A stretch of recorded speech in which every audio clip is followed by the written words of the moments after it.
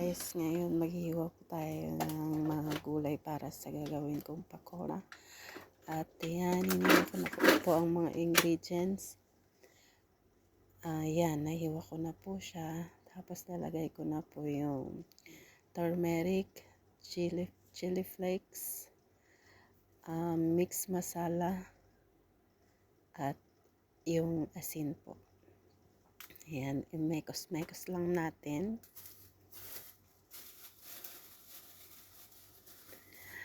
Pagkatapos naman yan, ilalagay na po natin yung besan powder. Pero naganda po muna ako ng tubig. Tapos ilagay na po natin yung besan powder.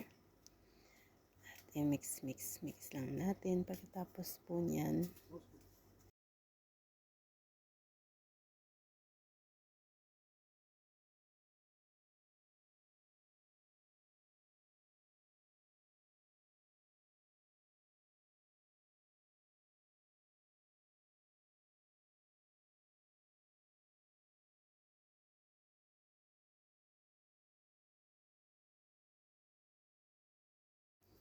tapos po yan, na-mix na natin. Haluhaluin lang natin ng mabuti.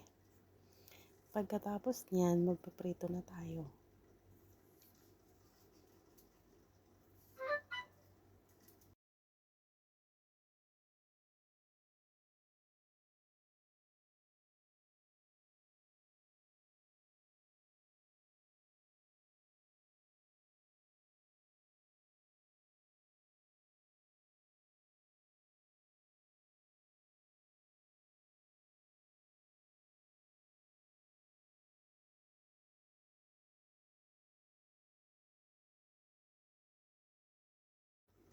Ayan, nagpainit na po ako ng mantika.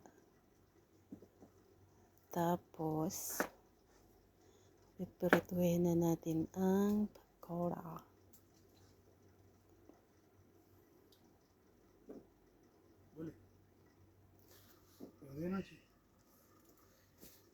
Ayan, paprito-prito na tayo.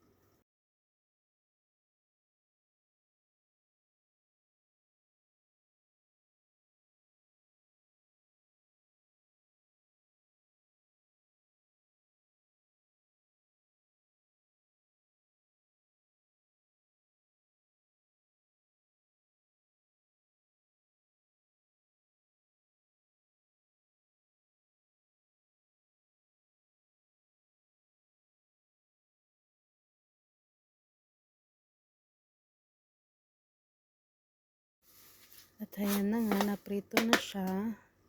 At ayan na po